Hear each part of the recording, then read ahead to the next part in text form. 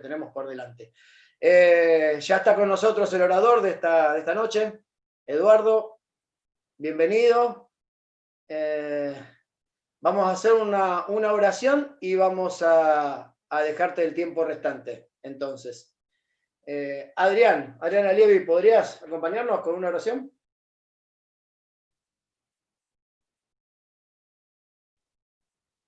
Ah, Mati, lo tenemos que desbloquear nosotros, pobre, está luchando, perdón. A ver, ahora. Ahora sí. Inclinemos el rostro para orar. Padre nuestro, Papá Celestial, gracias por tu amor, tu misericordia. Gracias por este día que nos estás regalando y al terminar el mismo, tener esta oportunidad de poder juntos estudiar tu palabra y saber lo que vos querés para cada uno de nosotros. Queremos pedirte que tu Espíritu Santo pueda estar en medio de nosotros, guiando las palabras de Eduardo, y que también puedas influenciar en nuestros pensamientos para poder entender el mensaje que tienes para nosotros hoy. Gracias por ser tan bueno y misericordioso con nosotros, y perdona esos pecados que necesitamos ser perdonados. Por Jesús, amén. Amén. En la semana recibí muchos mensajes de varias personas que hacían mención al título, Eduardo, Atrapados con salida. El tema promete, me decían, el tema promete. Y también recibí llamados de gente, bueno, que te cuenta la situación por la cual están atravesando, ¿no? Y a veces parece que no hay salida. Cuesta ver una salida, cuesta encontrar un camino. Así que el título es prometedor y ojalá que esta serie de temas ayude a esas personas específicas, las que están pasando por problemas. Oramos para que así sea. Eduardo, el tiempo restante es tuyo. Muchas gracias, buenas noches, esperamos que sí. Dios mediante, así va, esperamos que va a ser. Dios nos va a acompañar. Voy a compartir ahora con ustedes allí la pantalla, enseguidita con el tema para comenzar, y ustedes van a poder ir viendo a medida que lo vamos acompañando con la imagen algunas diapositivas que nos van a ayudar a poder concentrarnos, a ubicarnos en lo que tiene que ver con el tema que vamos a tratar hoy.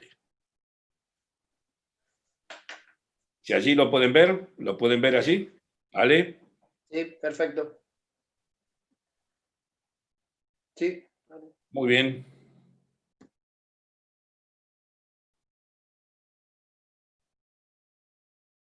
El primer punto que tenemos aquí, que nos va a acompañar, a ver allí. Perfecto. Nuevamente. Son las siguientes preguntas. ¿Qué determina nuestra identidad?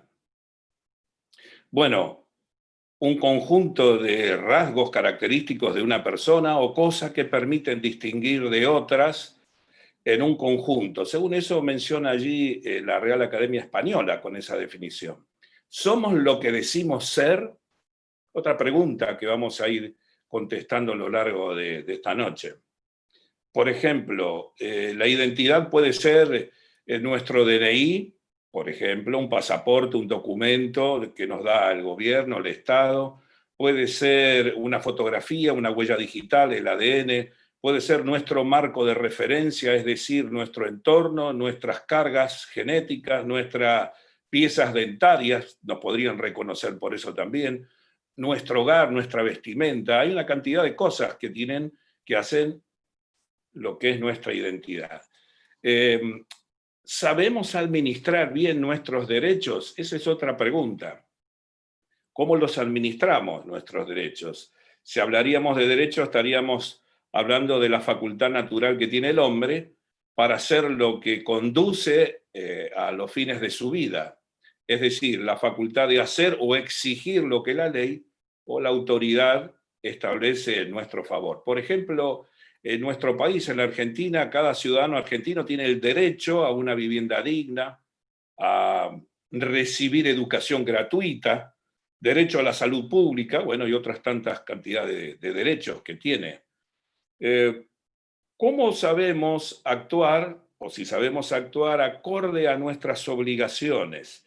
El derecho define la obligación como una correspondencia a un beneficio recibido. Es decir, un vínculo, una necesidad de obrar de una manera determinada por la naturaleza misma de las cosas, por la ley o por el compromiso personal. Es decir, que nosotros tendríamos que en todo ese conjunto poder identificar el derecho y las obligaciones para salir de donde estemos atrapados. Por ejemplo, en esta oportunidad vamos a analizar brevemente 4 factores que nos permitirán dar respuestas a los interrogantes presentados. Vamos a ver el primer factor para ir construyendo una identidad, derechos y obligaciones. Y el primero es consolidar la fuente. ¿Qué sería consolidar allí la fuente? Bueno, en primer lugar, consolidar la fuente, por ejemplo, vamos a ir a las escrituras y los arqueólogos, los historiadores hablan de documentos historiográficos y cronográficos. Por ejemplo, son textos que presentan acontecimientos del pasado ordenados en series secuenciales. Los subgéneros mayores son listas de reyes y las crónicas. Y usted dirá, ¿y a mí qué me sirve todo este valor de pronto, o esta información, por buena que sea?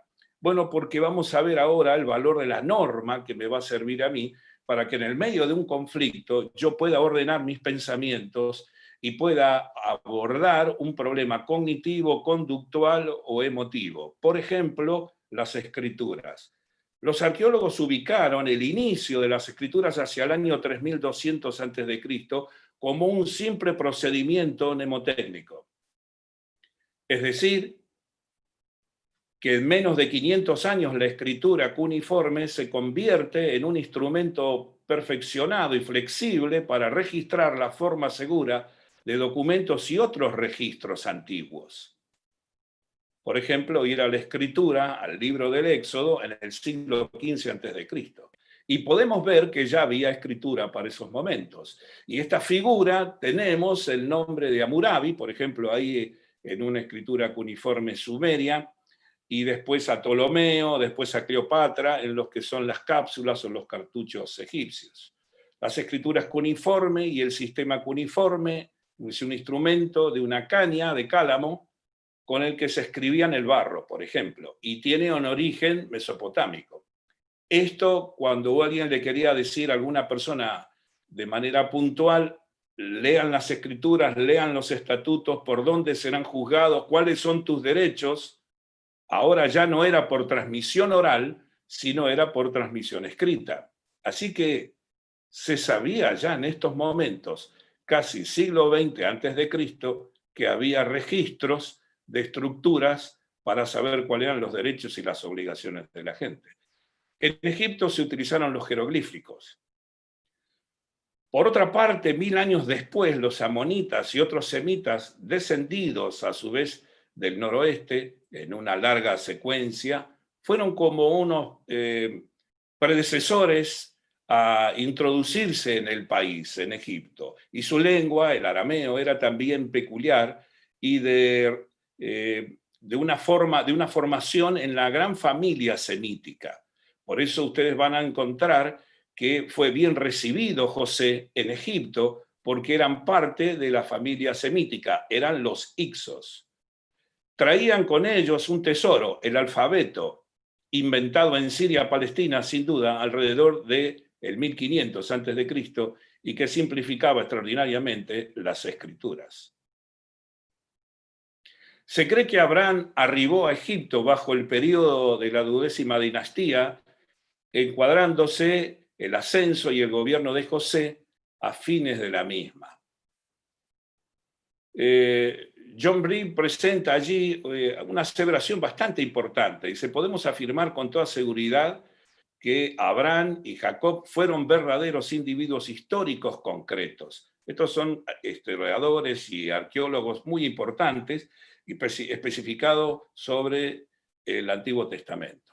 Abraham debe haber visitado Egipto durante esa dinastía, cuando hubo un hambre importante en la Palestina y conoció a un faraón que lo trató muy bien. Allí tenemos el texto de Éxodo que nos muestra, de Génesis, perdón, que nos lleva a esa referencia.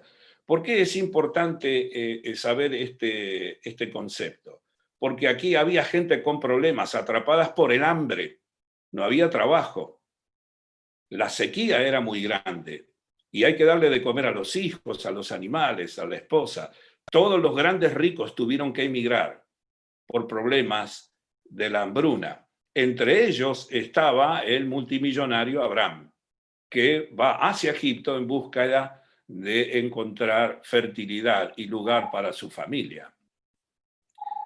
Observemos aquí otro detalle interesante,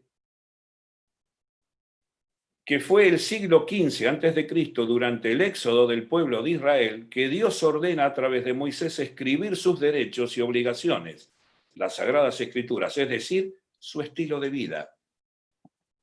Cuán importante es que ahí en Éxodo 17:14 es la primera vez que Dios autoriza o envía a que se escriba la Biblia, porque hasta allí era transmisión oral.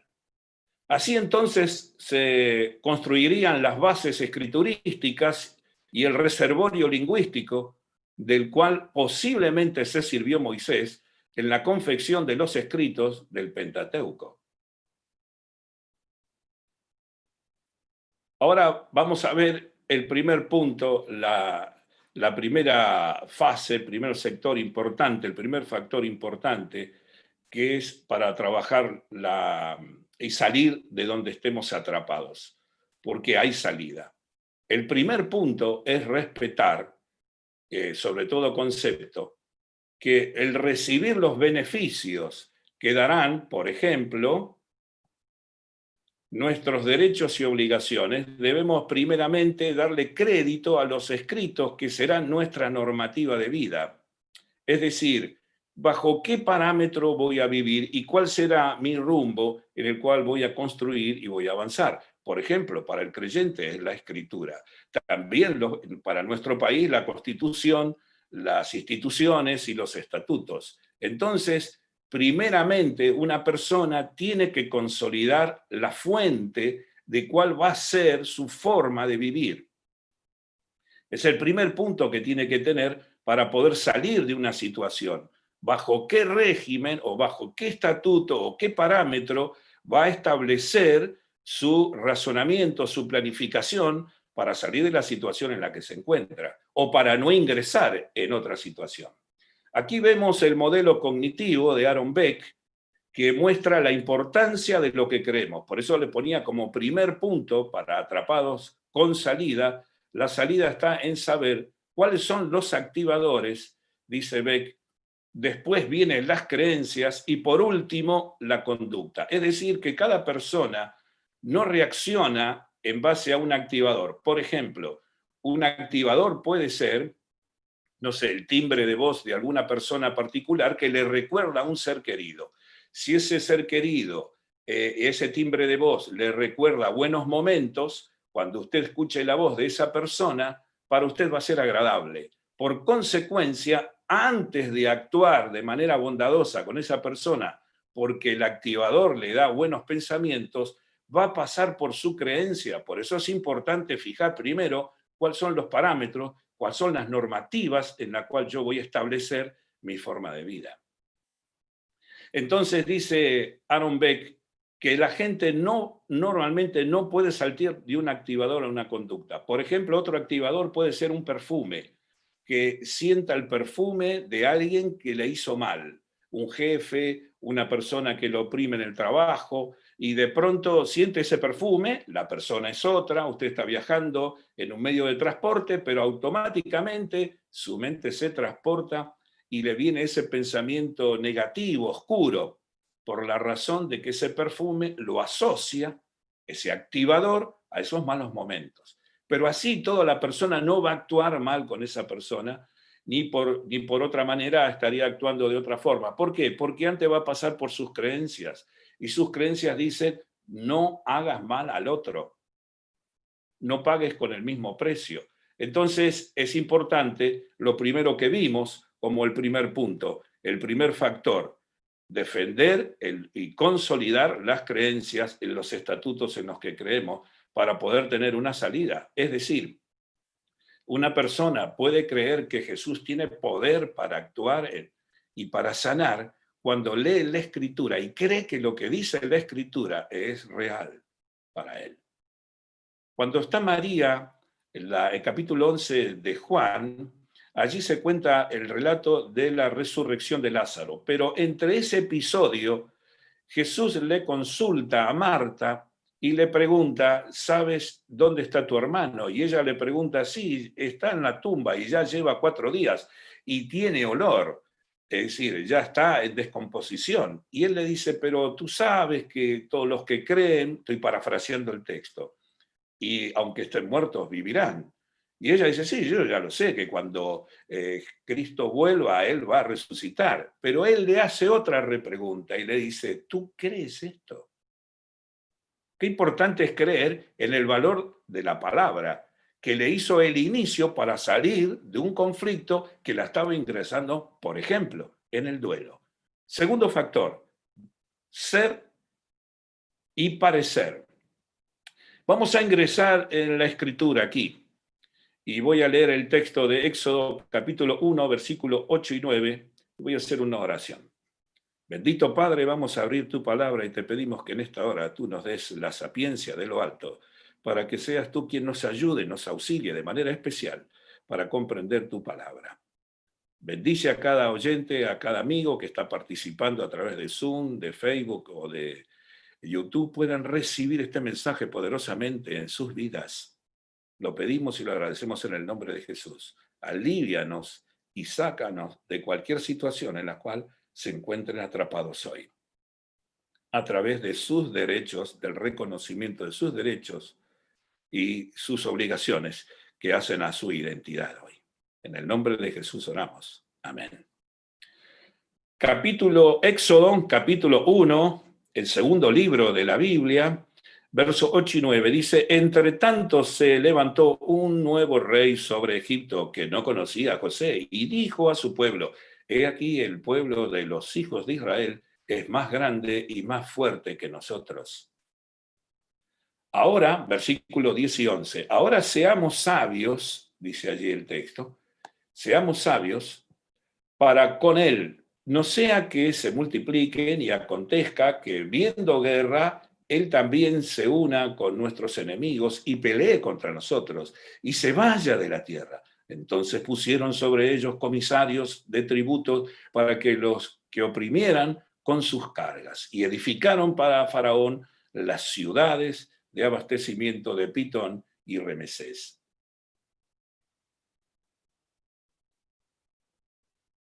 Capítulo 1, versículo 15 y 16. Y habló el rey de Egipto a las parteras de las hebreas, una de las cuales llamaba Cifra, que significa belleza, por eso se sabe también, los historiadores, nombres hebreos, las parteras no eran egipcias, sino hebreas. Y la otra era Fua, esplendor.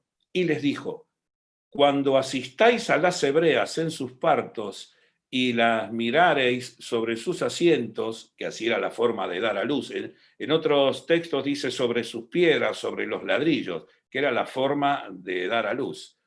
Si fuere hijo, matarlo, y si fuere hija, que la dejen vivir. Y allí tenemos un detalle importantísimo, las parteras hebreas. En el capítulo 1, verso 17, yo ahí puse que las parteras temieron, dice, pero las parteras temieron a Dios y no hicieron como les mandó el rey de Egipto, sino que preservaron la vida de los niños. Versículo 19, las parteras respondieron al faraón lo siguiente. Y las parteras respondieron a Faraón, porque las mujeres hebreas no son como las egipcias, pues son robustas y dan a luz antes que la partera venga a ellas. Verso 21.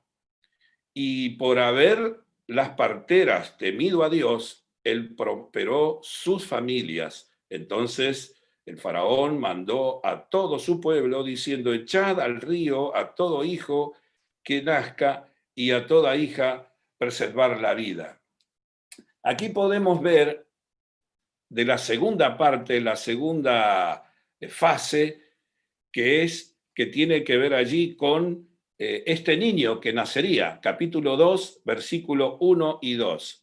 ¿Cuál sería el trabajo de las parteras? Las parteras tenían una convicción de una transmisión oral. Todavía no se había escrito, porque la Biblia se escribe en el siglo XV, en ese mismo siglo que está relatado este hecho, pero en la primavera de ese año, de 1445. Así que todavía estaba la escritura, no directamente de la palabra de Dios, era la transmisión oral, pero el pueblo creía en el Dios verdadero, en el Dios de Abraham, de Isaac, el Dios de José. Así que ellas respetaban a Jehová, respetaban a su Dios. Y por ese motivo ellas se mantuvieron. Y aquí vemos el ejemplo de la identidad. Porque ellas tuvieron que ir a hablar con el faraón. Ellas estaban atrapadas porque corrían riesgo su vida, porque dejar que sigan viviendo y sigan teniendo varones para formar su ejército como se multiplicaban los hebreos, era estar en contra del faraón, y eso requería jugarse la vida. Por eso es importante ver aquí en este episodio, cuando dice que el matrimonio de los levitas, en este caso, se unieron y tuvieron un hijo, y la madre lo tuvo allí por 3 meses, ¿quién sería Moisés? Y vemos aquí el segundo factor. Este segundo factor, para tener derechos, identidad, derechos y obligaciones, para recibir los beneficios que darán lugar a mis derechos y obligaciones, debemos, en segundo lugar, ponernos en marcha como personas fieles a Dios, a la causa que es la primera que nos marcó el estatuto. En el primer punto eran las Escrituras, la fidelidad al texto. Y las parteras hebreas lo hicieron y recibieron de parte de Dios su recompensa. Qué interesante, ¿no? Cuando uno tiene que plantearse cómo salir de una situación, tiene que ser fiel también a sus convicciones. La fidelidad no vuelve vacía. Las personas que tienen su convicción, que tienen su pensamiento, que tienen sus ideas puestas, por ejemplo, en Dios, pueden saber, pueden esperar esa respuesta. Así hacen otras personas, incluso de otras culturas, con otras creencias. Hacen todo el ritual que tengan que hacer porque son fieles al estatuto que ellos pusieron primeramente como norma en sus vidas. Pueda ser judío, pueda ser cristiano, pueda ser maometano, pueda ser musulmán. La gente que lleva ese orden de criterios, la escritura, el baluarte, el estatuto, y entonces ahora las personas empiezan a trabajar, ser y parecer. Es decir, que para que una persona pueda también salir de donde está atrapado, no solo debe ser un fiel hombre que desarrolle su trabajo con honestidad y parecer, deben actuar, debe ser en conjunto. Hoy en una sociedad posmoderna, la imagen, el trabajo de la imagen es muy importante. Y la gente trabaja por la imagen, pero no son lo que hacen en la imagen, sino una imagen que trabaja en la apariencia. Entonces, por eso se define diferente aquellas personas que tienen una personalidad diferente, una identidad construida de otra forma, porque está basado en ser y parecer lo que realmente profesa. Vamos a avanzar un poco más para ver el tercer factor. La formación del ser, formando el ser, sería aquí. Éxodo capítulo 2, versículo del 1 al 2. Un varón de la familia de Leví fue y tomó por esposa a una hija de Leví, y la cual concibió y dio a luz un hijo, y viéndole que era hermoso, le tuvo escondido durante 3 meses. Hatshepsut, esta chica era la hija del faraón, descendió a lavarse en el río, y paseándose sus doncellas por la ribera del río, vio ella la arquilla que estaba allí en ese lugar, cerca de los juncos, y vio una criada suya que estaba allí acercándose a esa canasta. Ustedes ya conocen la historia. Es Éxodo 2, del versículo 5 al 10. Y cuando la abrió, vio allí al niño, ve al chico llorando, y con compasión ella dijo de este niño, que este niño hebreo, entonces su hermana dijo, es decir, la hermana de Moisés, del bebé, a la hija del faraón, iré a llamarte a una nodriza de las hebreas para que te críe este niño. Recuerdan ustedes en la historia anterior que habíamos iniciado que el faraón había enviado que sean lanzados al agua. Así que había una sentencia de muerte sobre principalmente los varones para que no formaran un ejército que podría ser sus futuros rivales. Así que ahí la niña llevó a su hermanito, la providencia de Dios trabajó allí, y esta niña, la hija del faraón, respondió, ve. Entonces fue la doncella y llamó a la madre del niño, a la cual dijo la hija del faraón, lleva a este niño y críamelo, y yo te lo pagaré. Y la mujer tomó al niño y lo crió. Y cuando creció el niño, ella lo trajo a la hija del faraón, la cual lo prohijo y lo puso por sobrenombre Moisés, diciendo, porque de las aguas lo saqué. Vamos a avanzar un poquito más, porque aquí va a entrar otro conflicto. Hatshepsut, esta hija del faraón, debía haber sido una mujer muy importante y poderosa y capaz de ordenar a la gente que cumpliese sus órdenes. Pero aquí hay un detalle que cuenta también la arqueología. Ella tenía unos 6, 7 años cuando nació Moisés. Bien podría ser que ella fuera, de hecho, la hija del faraón de la Biblia. Es concebible que la hija del faraón incluso a los 6 años fuera una persona muy poderosa. Piensen que esto es historia, arqueología, esto no es el cine, ¿no? Esto no es Hollywood, esto no es una película que donde van a buscar un romance entre la hermana mayor de Moisés y Josué, que se llevaban casi 80 años de diferencia. Entonces, ¿cómo hacen coincidir situaciones, converger situaciones que son incompatibles? No porque el amor no tenga edad, sino simplemente porque la historia, el relato escriturístico no lo menciona. Ella gobernó pacíficamente durante 22 años, pero acá hay un episodio interesante. Es posible que ella haya sido la madre adoptiva de Moisés, puesto que los primeros 40 años de la vida de él comprendieron los reinados de Tutmosis I y II, y también de Hatshepsut. Ella también tuvo una corregencia ahí con su sobrino. ¿Quién era? Si él era el hijo, si ella es la madre adoptiva de Moisés, el que tiene que heredar ser rey de Egipto, el faraón, es Moisés. Esto es el matriarcado. Su característica no está en que la madre ejerza la autoridad, caso raro, sino que la determinación del parentesco por la madre, es decir, el reino se hereda por la madre. Y también el judaísmo hace la herencia o se lo considera judío no solo por el padre, sino a través de la madre. Si es solo de padre judío, no lo considerarían, pero si es de madre judía, sí, o de ambos. Tutmosis I dominó Asia Menor y extendió su imperio hasta el Éufrates tras realizar 17 campañas, un gran conquistador. Pero se cree que Tutmosis I era el faraón que no conocía a José e inició el maltrato hacia los semitas israelitas, relatado en Éxodo capítulo 1, verso 8. Aquí va a haber una lucha de poderes. ¿Qué va a hacer Moisés?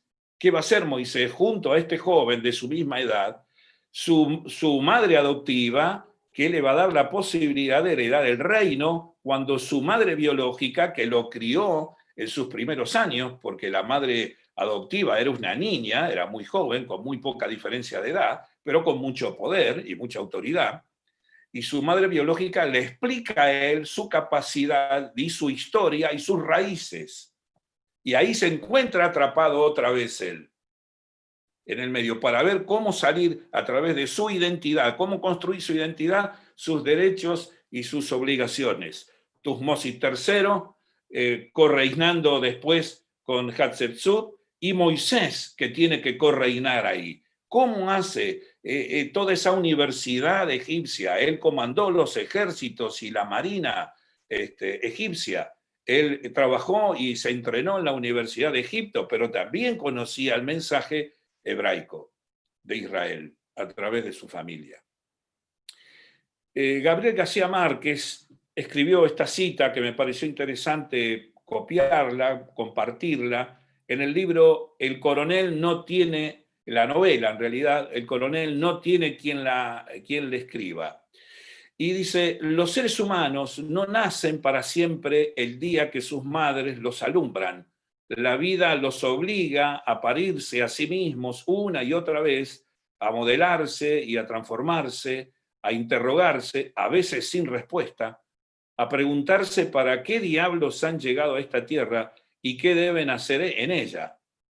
Por supuesto, cuando alguien tiene un propósito en su vida, a través de una plataforma de vida escriturística, un estilo, una forma de ser dada por su fe, su religión o lo que fuere, tiene allí un objetivo, no queda a la deriva, como diría García Márquez, pero también es cierto que las palabras que escribe García Márquez, más de unas personas, aún de fe, se la plantean.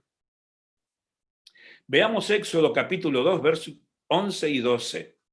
Y en aquellos días aconteció que creció ya Moisés, salió a sus hermanos y vio sus cargas, y vio a un egipcio que hería a uno de los hebreos, sus hermanos, y miró a todas partes, y viendo que no parecía a nadie, mató al egipcio y lo escondió en la arena. Aquí vemos una reacción de una lucha por su identidad. ¿Qué voy a hacer? ¿Me quedo con qué situación? ¿Con qué cargos me voy a quedar? En este contexto se cree que Moisés huye de Egipto unos años antes de que reinara Tutmosis III como único rey. Ahora, punto 3. Para recibir los beneficios que darán lugar a mis derechos y obligaciones, debemos, en tercer lugar, recibir formación para ser fieles a Dios. En este caso, nosotros presentando las Escrituras, como se vino haciendo en la presentación cara a cara con Jesús. El valor de la Escritura, el valor de la palabra, lo que dice el texto y la relevancia de ese texto, de ese código escrito que salva y restaura. Entonces, en el medio de esa situación, Moisés debió decidir entre sus raíces y los privilegios del imperio. La crianza hebrea y la egipcia quedaron en pugna. Y otra vez quedó atrapado allí, en el medio de esa situación, una y otra vez. Y seguramente te debe suceder a vos. ¿Qué hacer? Recuerdo algún caso de un compañero, un amigo, que hace ya más de 20 años atrás estábamos colportando y en un determinado momento en la ciudad de Buenos Aires, en la Plaza de Mayo, estaban las madres de Plaza de Mayo. Y entre esas personas estaban tomando registros a la gente que se acercaban ahí. La novia, que en aquel momento era la novia de este joven, le pidió a su novio que él tenía dudas sobre su identidad, que consultara en la mesa, y después de tanto insistir, de tantas veces ir y pasar por ese lugar, mientras se preparaba una campaña allí de salud preventiva en el centro de Buenos Aires, este joven dejó sus datos y poco tiempo después le dieron la noticia de que él era hijo de uno de los desaparecidos. La búsqueda de la identidad, una lucha. Me quedo con la madre que tengo hasta ahora, que conocí hasta ahora y que me crió, que me cuidó la fiebre, que estuvo todo el tiempo conmigo, o salgo a buscar la madre que me dio a luz. Formando el ser. Interesante. El tercer punto para construir en la identidad, en los derechos y las obligaciones, para salir de donde podemos estar atrapados, tiene que ser el tercer punto que nos ayude a formar el ser. Hay que trabajar allí, tomar las decisiones de las cosas que tal vez estén en pugna, esos sentimientos que estén trabajando en nuestro interior. El cuarto factor es ser para hacer. Interesante. ¿Por qué decimos ser para hacer? Atrapados con salida. Moisés queda atrapado entre la figura de la opulencia del imperio y tal vez el liderazgo de un pueblo que tiene que llevar adelante de un Dios que lo invita, que tiene que ver con sus raíces, que es el Dios verdadero, es el Dios creador del cielo en el cual él se acobija, y que de pronto ya no es Ramsés, no es el Dios del Nilo, el que va a cubrir su vida o lo va a proteger a la noche cuando se acueste. Tal vez vos estás luchando hoy también con ese pensamiento. Volviendo ahora a nuestra situación también, porque en todos los tiempos la mente humana va teniendo los mismos factores, solo que va variando los colores. El filósofo y sociólogo francés Jean-François Lyotard sostiene que la dominación por parte del sujeto sobre los objetos obtenidos por la ciencia y las tecnologías contemporáneas no vienen acompañadas de una mayor libertad, como tampoco trae aparejado más educación pública o un caudal de riqueza mayor o mejor distribuida. Viene acompañada de una mayor seguridad respecto de los hechos, pero esta dominación solo reconoce el éxito como criterio de juicio. ¿Y qué podríamos decirle si Moisés está en el medio del imperio egipcio, en su esplendor, dirigiendo las tropas guerreras que combatieron y habían conquistado incluso toda Palestina? Aún los asirios y los caldeos se emigraban más hacia el norte, igual que los hititas, por las fuerzas poderosas del imperio egipcio. ¿Te quedás con el éxito o marcás un juicio marcado por una base más sólida para tu vida? ¿Te quedás con el aplauso de la gente, la fama, el dinero? ¿Cómo resolvés tu situación para salir adelante? Voy a compartir aquí una ilustración interesante. Seguramente ustedes la deben conocer. Es muy conocida, me pareció muy oportuna también. Se llama El águila que no voló. Y dice lo siguiente. Cuenta una leyenda que un indio encontró un huevo de águila, lo colocó debajo de una gallina, y cuando a su tiempo nació el aguilucho, se crió con los polluelos de las gallinas. Y en ese ambiente, el águila se comportaba como un ave de corral. Escarbaba la tierra buscando insectos y semillas para comer.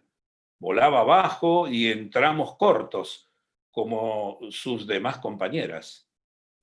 Cuando el águila llegó a vieja, cierto día observó un magnífico pájaro en el cielo despejado. Le asombró su aspecto majestuoso y la fortaleza de sus alas. Entonces le preguntó a una gallina, ¿qué pájaro es ese? Oh, esa es la reina de las aves, le contestó. Es un águila. Pero ni lo pienses, tú nunca podrás ser como ella. Y la pobre águila no volvió a pensar más en el tema y murió creyendo que era una gallina. ¿Cuántos seres humanos, no, amigos, amigas, al igual que el águila de la fábula, ignoran sus propias capacidades y condiciones personales y viven por debajo de sus reales posibilidades de desarrollo? Se mueven como gallinas pudiendo volar como águilas. Es importante evaluar todo lo que puede ingresar en nuestra mente. No dejes que minen tu cerebro cualquier pensamiento. Quizás carezcan de estima propia, del estímulo ajeno o de elevados ideales personales. Pero Jesús ofrece eso para las personas. Seguramente habrán escuchado a lo largo de la historia de sus vidas o de las predicaciones que pudieron haber escuchado de distinta índole, y si se refiere al cristianismo, que la cruz del Calvario es el centro del Evangelio. Y es cierto. Pero hay un detalle interesante que debemos considerar. La cruz del Calvario salva hacia atrás, hacia el Edén y hacia la segunda venida de Cristo.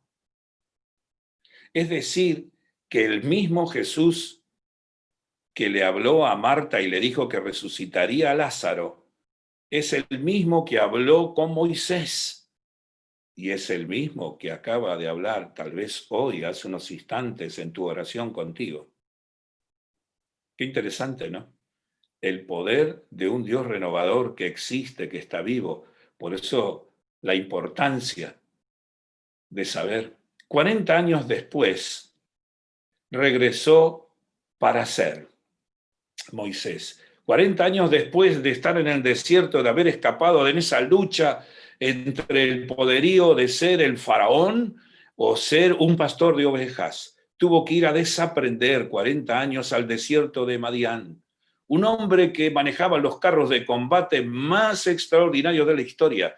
¿Saben lo que es llevar un carro de combate a gran velocidad para lo que eso significaba hace ya 3.500 años? Sobre los ejes y ruedas de metal, cómo llevar allí con los caballos que se compraban a los hititas, los mejores caballos de combate. Ese era el ejército, los mejores arqueros, los mejores carros. Esa era la empresa en la cual él tuvo que decidir, como diría la posmodernidad y como diría ahí Faller, sobre la búsqueda del éxito. Y él dijo, no, quiero algo más estructurado, quiero vivir con pasos más seguros para saber que entrar y salir de una situación o para ver una salida, quiero elevar mis ojos a Dios, el que tiene salida siempre de los lugares que aparentemente no lo tuvieran. Porque aún hasta la muerte en Dios tiene salida.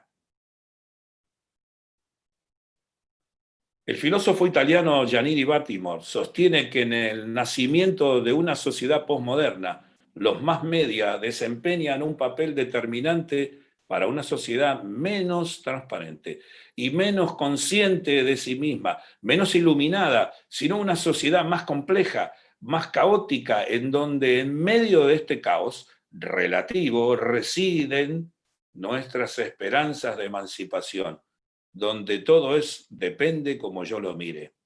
Por eso es importante tener un estatuto, una estructura, el valor de la escritura, el valor de la palabra, el manual del fabricante, es decir, el manual del Dios creador, para poder contener, saber y cómo estructurar y armarnos para tener una salida. ¿De dónde? Del encierro de nuestro propio yo, de nuestras propias emociones, a veces mal llevadas o mal interpretadas por nosotros mismos. Cuarto punto, para recibir los beneficios que darán lugar a mis derechos y obligaciones, debemos, en cuarto lugar, tener un cara a cara con Jesús, cada día para que nos permita ser para hacer. Ser un hijo de Dios para realizar su obra, que nos permitirá salir de donde estemos atrapados. Y si hay una primera trampa, es nuestro yo, nuestro interior. Y por eso pedir esa ayuda exterior para que trabaje en nuestro interior, pedir la ayuda de Dios, el Espíritu Santo, para que nos ayude a quitar en nuestra mente aquellas cosas que nos hacen tener esos activadores que nos generan nostalgia, que nos generan baja autoestima, para transformarlos en peldaños rumbo al podio del éxito de un día a la vez, con humildad y transparencia, con el fin de que seamos constructores de puentes de amor en donde encontremos abismo de odio o indiferencia. El cuarto punto nos ayuda a dar identidad y a hacer buen uso de los derechos y obligaciones cuando ayudemos a hacer un puente para que otras personas conozcan el otro lado del lugar que creen que nunca podrían llegar. Extender la mano para que alguien pueda cruzar otro lugar que cree que todavía para él no es ese lugar. Invitar a otros a sumarse de este lado de la orilla para decirle que también este lugar es para ellos. Ser para hacer. El mundo piensa y trabaja de distintas maneras y nuestro cerebro es una máquina maravillosa, el ser humano, extraordinaria, que se defiende cada día de nosotros mismos, principalmente, de nuestro yo, afectado por nuestra carga genética, ¿no? Nuestra estructura, nuestro entorno. Encontré esta nota como la de los otros escritores y filósofos de esta escritora cristiana del siglo XIX, fallecida en 1915, el siglo pasado, Elena Goldewey, en su libro titulado Historia de los Patriarcas y Profetas, página 343, y me llamó mucho la atención. Y dice lo siguiente, ustedes lo tienen en pantalla: la obra de Dios es la misma en todos los tiempos. Aunque hay distintos grados de desarrollo y diferentes manifestaciones de su poder para suplir las necesidades de los hombres en los diferentes siglos. Empezando con la primera promesa evangélica y siguiendo a través de las edades patriarcal y judía, para llegar hasta nuestros propios días, ha habido un desarrollo gradual de los propósitos de Dios en el plan de la redención. Si eres un águila, vuela como un águila. No dejes que te vendan otra cosa que no sea la verdad. Mantén un estatuto, una estructura de vida, cara a cara con Jesús, para que puedas ser, aunque parezca en este planeta secuestrado, un lugar con salida para el ser humano, porque es una promesa de Dios. Hay salida. Hay una posibilidad que hoy nos cambia la historia, que convierte la tristeza en gozo. Y si hoy hay alguna necesidad puntual en tu vida, piensa que hoy Él quiere extender su mano y ayudarte como lo hizo con Moisés, como lo hicieron las parteras que se expusieron su vida para cumplir el rol que Dios le envió. Cumple tu rol, el que Dios te designó, el que tienes que cumplir en tu trabajo, como fiel profesional del área que seas, como las parteras. Tal vez tengas que decidir entre dos poderes. Tal vez estés pasando allí alguna situación puntual, como yo les contaba de este amigo que a través de la adopción tuvo que definir con qué familia y su interior salió a buscar. La identidad es importante para una persona, es lo que somos. Y lo más importante que tenemos es ser llamados hijos de Dios. Ser una bendición donde estemos. Y que la gente que esté a nuestro alrededor pueda sentir el perfume de Jesús. Seamos puentes, constructores de puentes, que invitemos a otras personas a salir de la oscuridad, a sumarse, a levantar al caído y sobre todas las cosas, a cuidarnos a nosotros mismos, como la creación más grande que Dios ha hecho, tu persona. Dios te bendiga. Eduardo, gracias. Intenté hacer un resumen para que me quede a mí, si alguno le ayuda. Atrapado con salida. ¿Cómo se sale? Nos diste diferentes herramientas, diferentes puntos a tener en cuenta.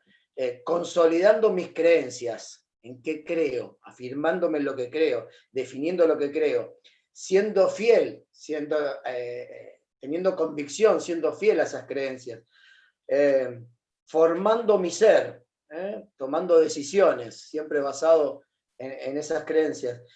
Hablaste de tener un cara a cara con Jesús, que es un poquito lo que proponemos todos los lunes, ¿no? La serie anterior llevaba ese título, pero es la intención. Un cara a cara con Jesús. Nada reemplaza al cara a cara personal, pero acá hablamos de Jesús, acá damos herramientas. Y acá quiero que avanzar y comentarles para aquellos que no están al tanto, algunos están aprovechando lo que tenemos, unas terapias bíblicas que nosotros estamos enviando a sus celulares, ¿sí? Ya llevamos 8 envíos y hay aceptación de la gente a su vez lo comparte. Es un poquito eso, tener un encuentro en la semana con Jesús o con esa, digamos, con esa teoría, esa convicción que queremos que cada uno tenga, esa herramienta para poder hacer frente a ese encierro que a veces nos lo autoinfligimos, ¿no? El yo hablaba Eduardo. Así que si ustedes quieren recibir las terapias, no tienen más que ahí en la barrita de abajo chatear, escriben quiero recibir la terapia y ponen su número de teléfono, ¿sí? Y nosotros se los vamos a estar enviando. Entre los presentes está Marcelo, creo que está. Marcel, ¿estás? Mati, te voy a pedir que liberes el micrófono de Marcel. A ver si lo encuentro. Sí, acá estoy. Ah, está, Marcel, bueno. Bueno, está. Cumplió, dijo que iba a estar. Venís de otra charla, ¿no? Por supuesto, me interesa estar y escuchar lo que estaba diciendo el pastor Eduardo. Dale, bueno, agradecemos. No, te buscaba porque quería que hagas la última oración. ¿Está bien? Bueno. Agradecerles a todos e insisto, si necesitan la terapia bíblica, aquel que conoce a algunos digamos, de los que están conectados en Zoom, se lo pueden pedir también. Mi número de teléfono, yo se los envío, hay otras personas que lo están enviando también. Y si no, simplemente colocan ahí donde dice chatear, quiero recibirlo, soy fulano de tal, y su número. Nosotros lo rescatamos de ahí y lo enviamos, ¿sí? Bueno, Marcel, nos vamos a despedir, agradeciéndole a Eduardo, agradeciéndole a Mati. Mati, no sé si estás disponible, agradeciéndole a Daniel. Mati es quien se encarga de que todos los que estemos en Zoom podamos participar por este medio, y Daniel es quien se encarga de YouTube, todos, digamos, los que están saliendo en YouTube. Ardua tarea tienen los dos, porque siempre hay inconvenientes. La tecnología, si bien la tienen re clara los dos, siempre algún inconveniente hay. Y ellos luchan y están tratando de captar el mensaje y a la vez de que salga lo mejor posible. Así que agradecidos a los dos. Y ahora sí, Marcel, entonces, hacemos una oración y nos despedimos. Bueno, realmente gocé de la parte que escuché, venía de una predicación que tuve que hacer en una iglesia y llegué justo con Tutmosis y Hatshepsut. Ya ni me acordaba de la princesa Hatshepsut. Pero, son datos que no son comunes, claro, por lo menos. Claro, siempre hablamos de la princesa que crió a Moisés. Simplemente. Pero bueno, ahí estamos, qué lindo todo. Y bueno, vamos a orar para agradecerle a Dios por esta noche en que pudimos acercarnos más a Él y, como decía Ale, tener más herramientas para crecer espiritualmente. Oremos. Padre que estás en el cielo, te agradecemos, Señor, de todo corazón, porque tu nombre es grande, tus ideas son profundas, Señor, porque en la Escritura dejaste tantas cosas inagotables para nosotros, para conocerte, para avanzar hacia tu persona, con amistad, con seguridad, para tener esperanza, Señor, y creer en el medio de un mundo oscuro en tu salvación, para que el mundo y el pecado no nos tengan atrapados sin salida, como decía aquella vieja película, sino atrapados con salida, porque mostraste claramente la salida y eso nos da muchísima esperanza. Que hoy hayas consolado corazones, Señor, que hayas puesto ideas, sembrado en nosotros ideas que puedan germinar para salvación. Bendecida a todo el grupo organizador, al pastor Eduardo, y guardarnos en paz para el próximo lunes poder seguir aprendiendo de tu palabra. En el nombre de Jesús, amén, Padre. Amén. Muy bien, próximo lunes, 21:15 horas, nos volvemos a encontrar. Un abrazo para todos, bendiciones.